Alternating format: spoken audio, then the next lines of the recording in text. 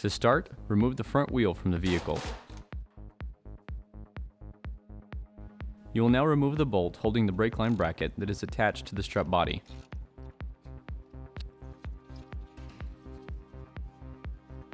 To ensure you have enough droop in the suspension to get the shock out, you will want to disconnect the sway bar. Remove the nut and bolt to disconnect the sway bar from the link. Next, you will remove the nut and bolt holding the shock to the lower control arm.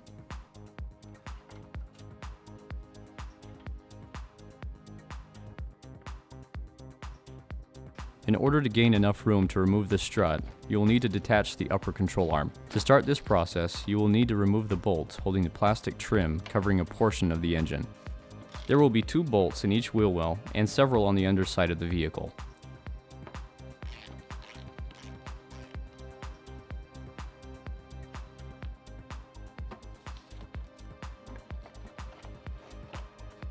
You will then need to loosen the nut and bolt holding the control arm to the vehicle. This bolt is quite long, and once the nut is removed, the bolt can slide to the front of the vehicle to disconnect the control arm. Under the hood, locate the 2 nuts holding the top of the strut to the strut tower. Remove these nuts to free the strut.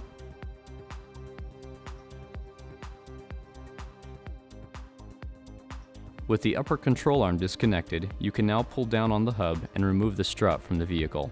Using spring compressors, remove the nut holding the OEM top mount to the strut. You will now install the OEM top mount onto the Raceland coilover. Be sure that the plastic collar and top hat are in the correct position on the spring and place the mount onto the top of the hat. With the supplied nut, tighten the mount to the coilover. Once the top mount is secure, slide the coilover into place in the wheel well.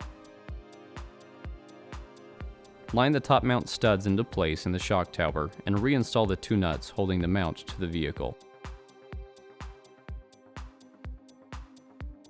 You will now move the upper control arm back into place and slide the long bolt through the bushings. Once completely through, ensure the washers are in proper order.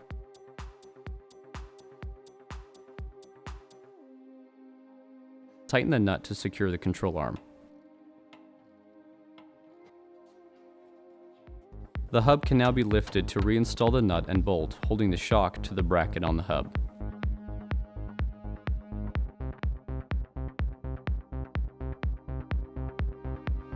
Once the shock is mounted, you can reattach the sway bar to the end link. With the factory bolt, mount the brake line bracket to the Raceland coilover. Remount the plastic trim by installing the bolts on the underside of the engine as well as the 2 bolts in the wheel well. Your front wheel can now be reinstalled as this corner's installation is complete.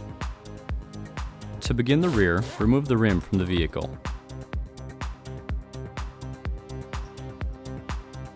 Once the wheel is removed, detach the sway bar from the end link. Next, remove the bolt holding the rear strut to the control arm. In order to gain access to the rear strut's mounting hardware, you'll need to remove several pieces of carpet in the trunk.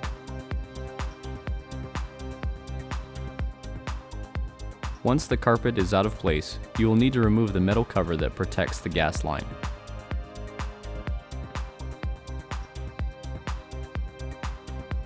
Using an extension, remove the 2 nuts that hold the OEM top mount to the shock tower. The shock will now be free from the vehicle, and you can pull down on the rear hub and remove it completely from the wheel well. Using spring compressors, remove the top nut holding the OEM top hat to the strut. Like the front, make sure that the pieces are going on in the correct order and install the OEM top mount onto the Raceland coilover. Make sure this nut is tightened completely. You can now slide the coilover into position and line up the top mount studs into their position in the shock tower. In the trunk, reinstall the 2 nuts that hold the mount to the vehicle. Once the shock is secure, you can reinstall the metal cover and reclip the trunk's carpet pieces back into place. Lift the hub into position, slide the bolt through the lower shock bushing, and tighten the bolt completely. You can now reattach the sway bar end link to the sway bar with the factory hardware. The rear wheel can now be reinstalled as the installation for this corner is now complete.